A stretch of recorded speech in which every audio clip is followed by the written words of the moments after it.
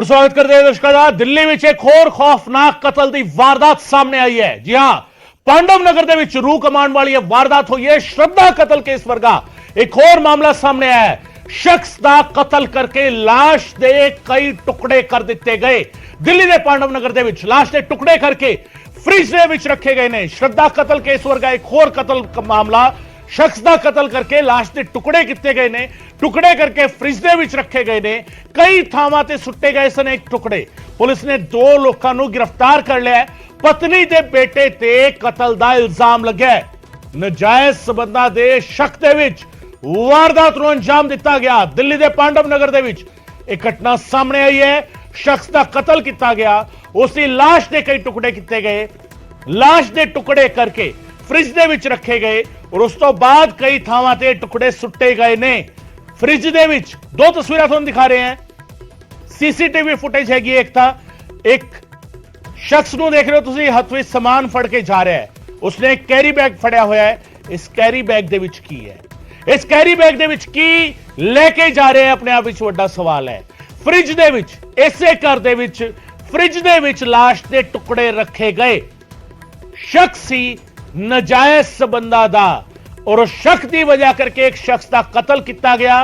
पत्नी ते बेटे ते इल्जाम लगे ने, दोवां ते इल्जाम लगे ने। उस शख्स की पत्नी और उस शख्स के बेटे ते इल्जाम लगे ने कि उन्होंने उस शख्स का कतल किया क्योंकि उन्होंने नजायज संबंधा दा शक सी और इसे करके इस वारदात नूं अंजाम दिता गया। दिल्ली के पांडव नगर की यह वारदात हैगी है।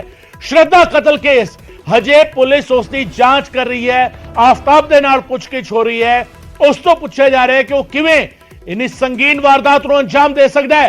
और इस सब दे विचाले दिल्ली के पांडव नगर तो ये दो तस्वीरां एक बार फिर सवाल चुकदियां ने। एक होर कतल, एक बार फिर दिल्ली दे विच टुकड़े टुकड़े करके लाश जिहड़ा हैगा वो सुट्टी गई है वख-वख थावां ते। सीसीटीवी फुटेज सामने आई। ये मुंडा जिहड़ा हैगा हथ विच बैग फड़ के जा रहा सी। किसी थां ते जाके जिथे कूड़ा सिट्टिया जाता है, कूड़े की ट्रॉली वाला भी जिहड़ा हैगा वो नाल जांदा होया तुहानूं नजर आएगा इस तस्वीर दे विच। सीसीटीवी फुटेज दे विच भी जिहड़ा कूड़ा कचरा लैण लई आंदे ने, घर दा कूड़ा करकट इकट्ठा करदे ने, वो भी उत्थे जाके कूड़ा सिੱਟਦੇ ने और उसे थां ते ये जांदा होया नजर आंदा है। मुंडा हथ दे विच कैरी बैग लेके गया है, जांदा है, आंदा है तां आण वेले इसदा हथ जिहड़ा हैगा आण वेले खाली हथ वापस परत रिहा। उत्थों खाली हथ परत रहा है मुंडा। हथ दे विच की लेके गया सी, उस कैरी बैग दे विच की सी कि लाश के टुकड़े कूड़े के ढेर ते सिੱਟੇ गए। सीसीटीवी फुटेज सामने आई और उस तो बाद जिहड़ा हैगा इसे घर दे विच फ्रिज दे विच लाश के टुकड़े रखे गए ने। दिल्ली के पांडव नगर की यह वारदात हैगी है। कतल करके लाश के टुकड़े कर दिए गए और उसनूं वख-वख थावां ते सुੱਟ दिता गया।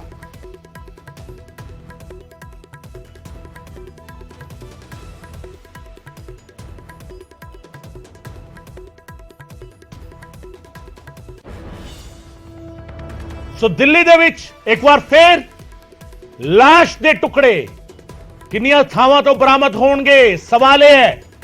एक बार फिर घर दे विच खाण पीण का समान रखण वाला फ्रिज जिहड़ा हैगा लाश नूं रखण दी थां बन गया। लाश के टुकड़े किए गए, फ्रिज दे विच रखे गए और उसनूं वख-वख थावां ते सिੱਟ दिता गया। कतल दी यह साजिश किस तरीके घड़ी गई, किस तरीके इस पूरी वारदात को अंजाम दिता और इल्जाम जिस ते लग्या, पहला इल्जाम लग्या सीगा उस शख्स ते जिहड़ा प्यार करदा सी। श्रद्धा नूं प्यार करन दा दावा करन वाला आफ्ताब उससे टुकड़े टुकड़े कर दिंदा। उसकी लाश नूं कई हिस्सों दे विच टुकड़े टुकड़े करके वख-वख थावां ते सुੱਟਦਾ है। इस बार रिश्ते तार तार होए और रिश्ते तार तार होने की वजह यह दसी जा रही है क्योंकि जिस शख्स का कतल किया गया है उसने रिश्तियां नूं तार तार कर दिता सी। नजायज संबंधां दा शक सी तां उस शख्स की पत्नी अते बेटे ने उसका कतल कर दिता और कतल करके फ्रिज दे विच उसकी लाश के टुकड़े रखे गए। उस तो बाद एक एक करके लाश के टुकड़ियां नूं वख-वख थावां ते सुੱਟਿਆ गया। सीसीटीवी फुटेज दे विच नजर आया वो शख्स, उसका बेटा, उस शख्स का बेटा ते पत्नी जांदे हुए नजर आ रहे ने। जांदे ने एक पासे, पत्नी जिहड़ी हैगी वो नजर रख रही है कोई देख ना लवे, कोई इको दम आ ना जावे।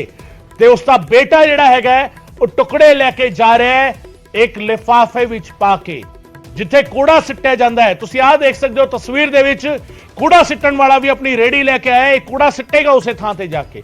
ਪਰ ਇਸ ਨੂੰ ਨਹੀਂ ਪਤਾ ਕਿ ਜਿਹੜੇ ਦੋ ਲੋਕ ਇਸ ਦੇ ਨੇੜਿਓਂ ਲੰਘੇ ਨੇ ਉਹ ਕੂੜਾ ਸਿੱਟ ਕੇ ਨਹੀਂ ਆਏ, ਉਹ ਲਾਸ਼ ਦੇ ਟੁਕੜੇ ਸਿੱਟ ਕੇ ਆਏ ਨੇ।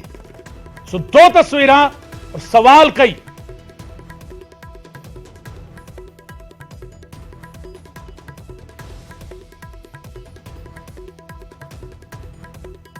सो फ्रिज दे विच लाश के टुकड़े रखे गए, कूड़े के ढेर से टुकड़े सिट्टे गए। दिल्ली के पांडव नगर की वारदात, दिल्ली के पांडव नगर के विच इस वारदात को अंजाम दिता गया। इस शख्स की पत्नी और उसके बेटे ने उसका ना सिर्फ कतल किया, सगों उसकी लाश के टुकड़े करके पहला फ्रिज दे विच रखे और फिर कूड़े के ढेर से सिट दिते।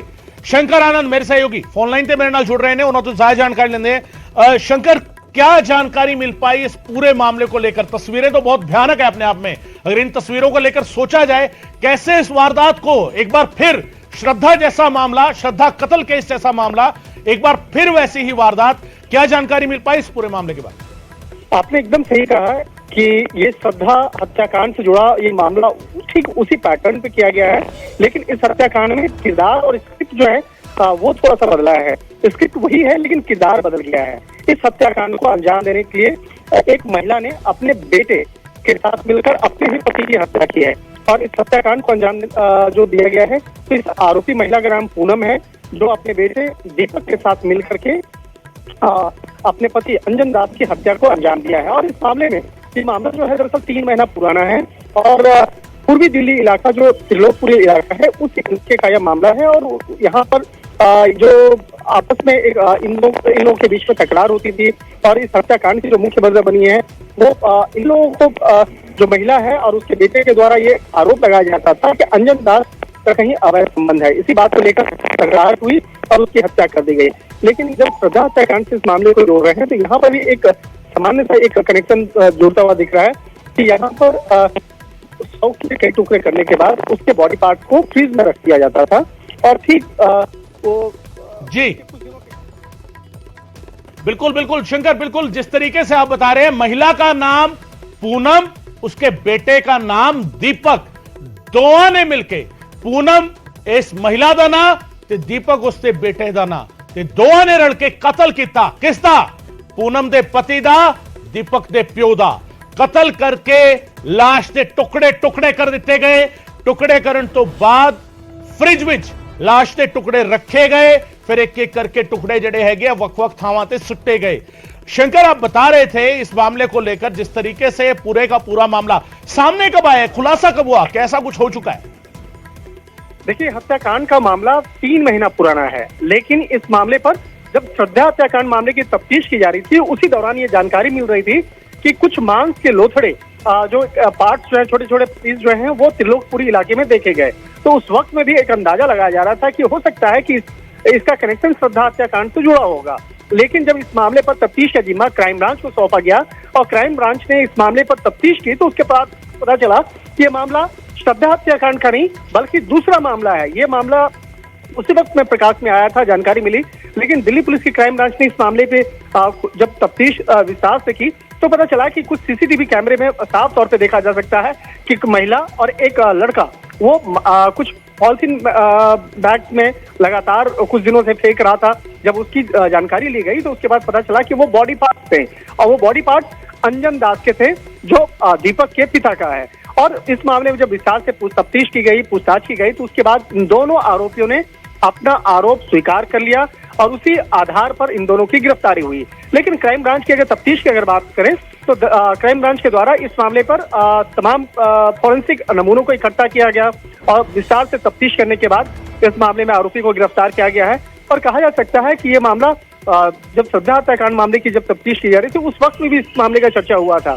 त्रिलोकपुरी का जो इलाका है वहां पर त्रिलोकपुरी इलाके में बॉडी पार्ट्स के कई टुकड़ों को देखा गया था और ये इस मामले पर शुरुआती दौर की तफ्तीश पांडव नगर थाना पुलिस कर रही थी। लेकिन इस मामले में पांडव नगर थाना पुलिस से इस केस को लेकर के उसके बाद क्राइम ब्रांच को हैंडओवर किया गया और आर के पुरम स्थित जो क्राइम ब्रांच की टीम है, एसीपी उमेश भारद्वाज, उसकी टीम ने इस मामले पर तफ्तीश करने के बाद खुलासा करते हुए दोनों को आरोपियों को गिरफ्तार किया है और थोड़ी देर के बाद, तकरीबन आधे घंटे के बाद आरोपी को पेश किया जाएगा और उसके बाद इस मामले में आरोपी के से संबंधित तमाम जानकारियों को क्राइम ब्रांच के द्वारा साझा किया जाएगा। तो एक तरह से कह सकते हैं कि ये मामला बेहद संगीन था और इस मामले की तफ्तीश का जो काम है वो भी बेहद महत्वपूर्ण था।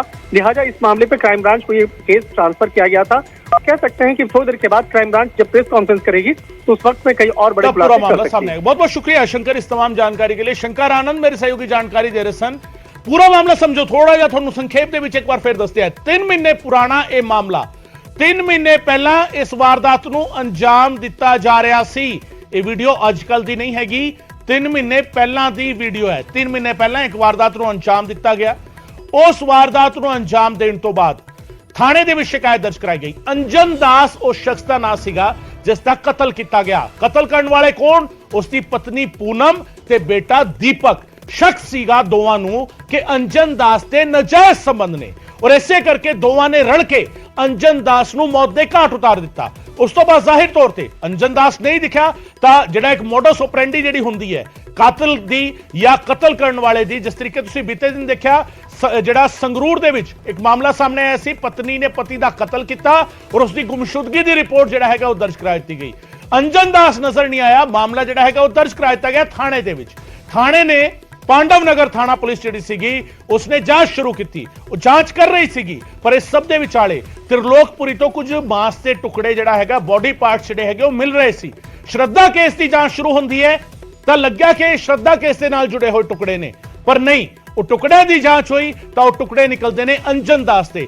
ਫਿਰ ਪੂਰਾ ਮਾਮਲਾ ਆਰਕੇ ਪੁਰਮ ਪੁਲਿਸ ਜਿਹੜੀ ਸੀਗੀ ਕ੍ਰਾਈਮ ਬ੍ਰਾਂਚ ਉਸ ਨੂੰ ਦਿੱਤਾ ਜਾਂਦਾ ਹੈ ਔਰ ਆਰਕੇ ਪੁਰਮ ਦੀ ਕ੍ਰਾਈਮ ਬ੍ਰਾਂਚ ਮਾਮਲੇ ਦੀ ਤਫਤੀਸ਼ ਕਰਕੇ ਦੱਸਦੀ ਹੈ ਕਿ 3 ਮਹੀਨੇ ਪਹਿਲਾਂ ਦਾ ਜਿਹੜਾ ਮਾਮਲਾ ਸੀਗਾ ਇਹ ਅੰਜਨ ਦਾਸ ਦੇ ਬੋਡੀ ਪਾਰਟ ਨੇ ਔਰ ਉਸ ਦੀ ਪਤਨੀ ਅਤੇ ਬੇਟੇ ਨੂੰ ਗ੍ਰਿਫਤਾਰ ਕਰ ਲਿਆ ਜਾਂਦਾ ਹੈ।